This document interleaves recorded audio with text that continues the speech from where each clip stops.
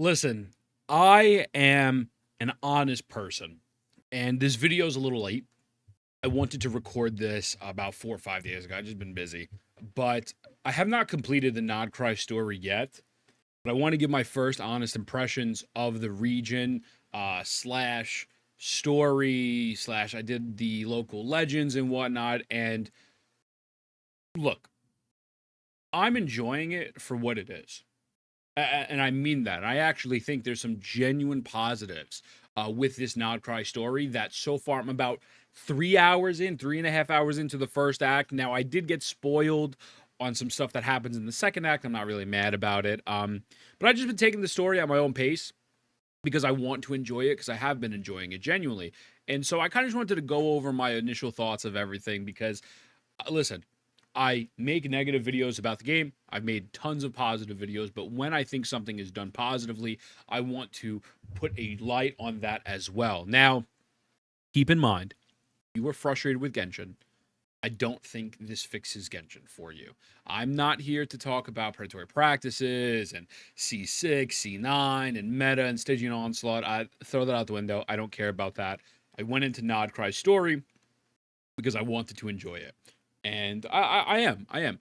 The storytelling is pretty much, there is some genuine improvements that I would like to showcase today, if I could find them in this video. And yeah, so let's just get right into it. So, off rip, the one thing I want to address, shout out to Rubenhem. We're using his video because he has the whole VOD here. This was kind of going viral on Twitter. This little introduction to Nodkrai. Now, I will just say this straight up. I didn't think this was a big deal. I didn't think this was egregious. I didn't hate this.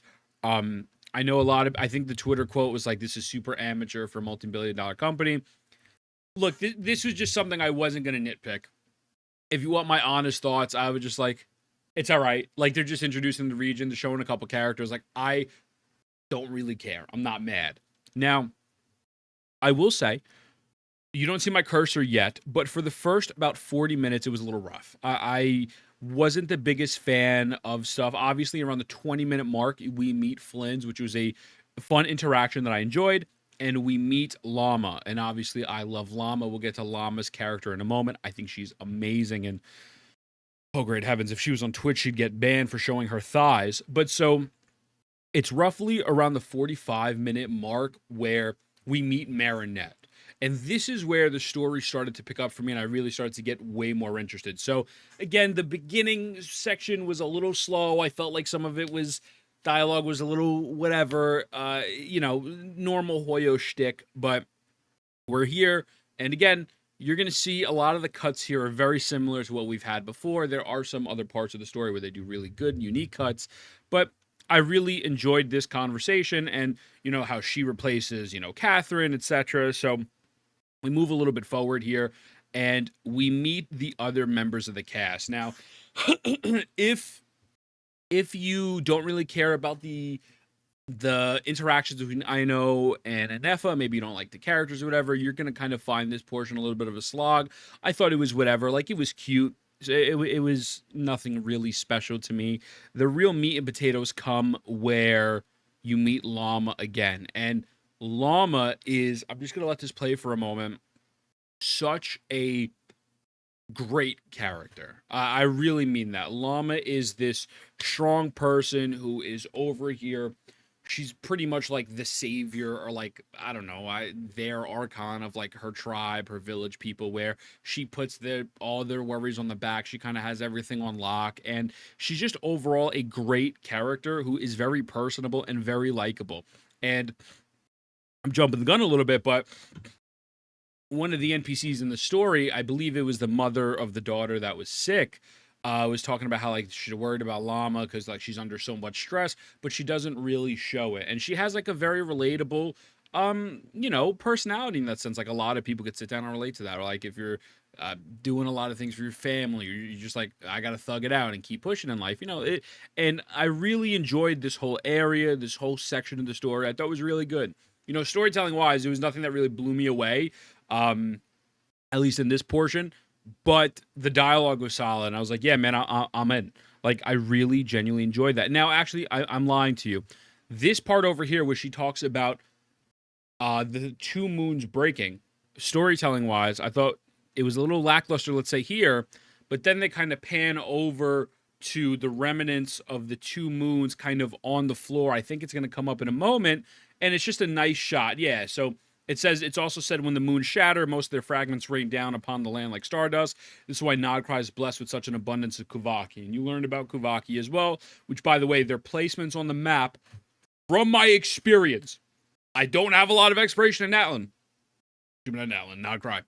From my experience, those little souls, the little Saurians, Kuvaki, I don't even know what they're called. I'm not going to lie to you. They seem to be placed in a lot of areas where I didn't feel like I was struggling to find them to help me transport, at least in the main Nod Krai hub. But like a shot like this, I thought was beautiful. I'm like, okay, this is cool. I like this. So there's a couple other points specifically that I can show you where I thought the storytelling was very solid in the sense of how they presented it. But so, she saves this kid. We go about our day, and Paimon goes to sleep. We wind up meeting Columbina, the damselette. Now, it was a very awkward interaction. She really didn't want to talk with you, whatever. And it had me interested. I was happy about it. I was like, okay, this is cool. But my favorite part of this quest happens after this, which is when we meet our sibling again. Now, I saw some people complain about this. Look, the way I see it, I thought this portion of the quest was incredibly well written. And, a lot of people were like, actually, even I knew already that it wasn't really Lumine. And I'm like, well, I feel like they kind of want you to know that. Like, they're really hinting hard at, like, hey, my brother, let's go in and do this thing together. My brother, let's go steal this piece together because we're family. And it's like, where was that energy for the past 5 years? So while it maybe would be a little bit over the top for some people, I actually enjoyed it.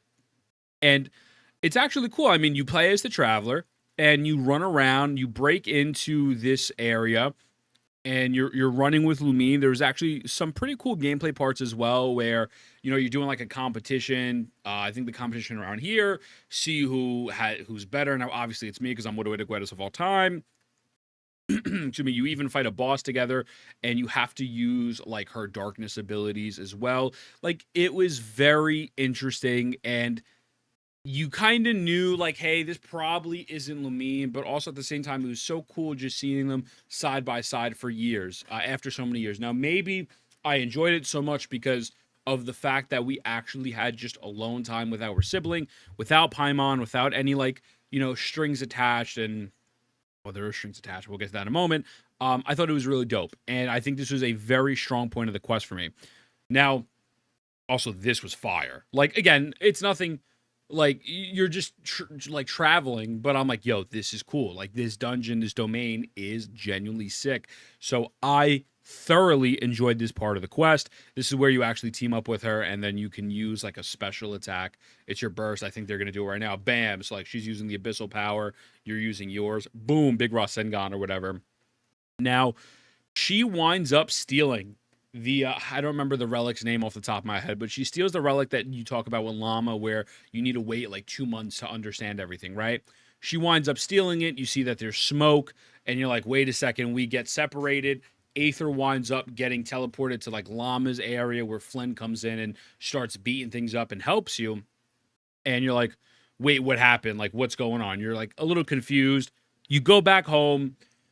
You talk to Paimon, and look, after I spoke with Paimon, Paimon wakes up. She's like, oh, let's go eat. And I was annoyed. I was like, okay, there's going to be more useless, like, dialogue.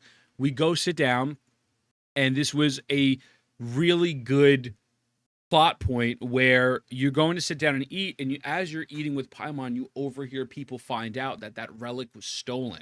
And so there's like a shocked look on your face. Again, the camera cuts are a little bit unique, where it's not the same status quo. Excuse me, like right here, you overhear this girl saying about that. So the dialogue plays out right here. All the commotion of the Frostmoon Scions, and he's like, wait a second, what's happening? So he comes to a realization by eavesdropping on these people that, well, it's the relic has been stolen. And he's like, okay, was this Lumine? Now, to my understanding, he doesn't necessarily know that Lumine is the wild hunt, or at least I believe it's the wild hunt, just being Lumine. Again, I haven't finished the story. I've been spoiled on some cutscenes, but he finds Nefer to kind of see what the deal is. Now, I will say, Nefer's the baddest woman of all time. Just straight up, she's beautiful. I love her. Her personality is really interesting as well.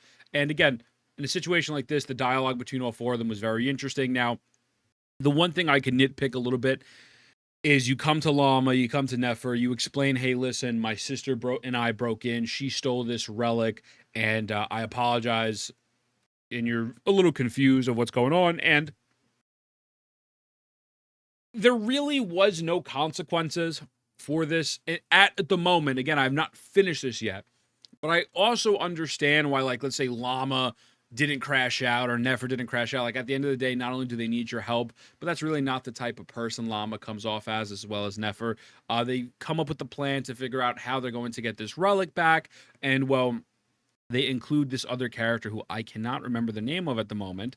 It's like the next person that walks in, Llama's like, you have to make them join our team. And so it's this homegirl, this 4-star. And I even thought this part of the storytelling was very interesting. Obviously, Nefer boobies. But like, this was cool seeing her do this thing where she's talking to herself and then the screen goes black. She goes over here for a moment. It goes black and white, excuse me. Really cool stuff. So, listen, man, as of right now, I'm enjoying it. I am. Now, I stopped the story roughly around obviously, and the second Damsel meeting was good as well. You gave her some McDonald's and she was happy. I stopped the story roughly around this part, this 3 hours and 13 minutes mark, because I felt myself kind of just like getting a little tired, and I didn't want to force myself to do it in one sitting if I don't have to. So from what I've experienced so far, I think it's solid. I do. It feels more like Genshin Impact, and even though the reaction of, you assisting Lumine stealing the relic was not like the most visceral, like, now we gotta chop your head off reaction, there's still high stakes here, and there's something there where it's like, okay, what's going to happen next, right? So I did enjoy this a lot. I won't lie to you. Now, again, I got spoiled on some cutscenes toward the end where the dude who looks like he's a mummy comes out and he fights you, and I think Marinette helps too and whatnot. So I don't know the plot line for this portion yet, but I did see a lot of these cutscenes. So I'm excited to actually sit down and just finish it up. For like Genshin, man, I'll give it like an 8. From what I've experienced so far, like this cutscene's fire. Now, I think another thing was the cutscene to story ratio is like 8 hours to 12 minutes and whatnot. And like, look, again, as I say, going into this, not having the expectation that this is going to fix Genshin Impact for me or change the fundamental game, I kind of just enjoyed it for what it was, like just straight up. And I plan on finishing it. Whether I finish it on stream or off stream, I don't know. But I would like to try to be up to date with the acts going forward and not wait so long so I don't get spoiled. But I can't sit here and lie to you and pretend like I hated this story. I actually thought there was a lot of intriguing things. The dialogue was pretty solid. The fluff was mainly in the beginning 40 minutes. But other than that, so far, it's been pretty on point. Now we'll have to see what happens. But I will also say the open world itself, pretty great. Obviously movement is not my cup of tea, so I'm not even touching on like gameplay portion of it, but aesthetically it looks beautiful. A lot of those little souls that you could fly around with were there when I wanted them. And I did the local legends. I fought 3. I think one needed Hyper Bloom. There was another one that was a mech that summons a shield. And then there was the first one who like has that you kill him, but then he you got to do more damage to overcome his shield, some weird mechanic. The local legends aren't necessarily bad. I was really looking forward to those because I love the first batch of Natlan local legends, but I think I enjoy the Natlan local legends a little bit more. But these weren't necessarily horrendous or anything. There was nothing insulting to me where I was like, oh my god, I hate this. Like, it was just cool. So we'll see. You know what I mean? I will do a follow-up. I will complete the story, and we will do a follow-up to that podcast. But I did want to put out a video just being honest on the things I enjoyed, because it would be dishonest of me to sit here and pretend that I did not enjoy parts of this.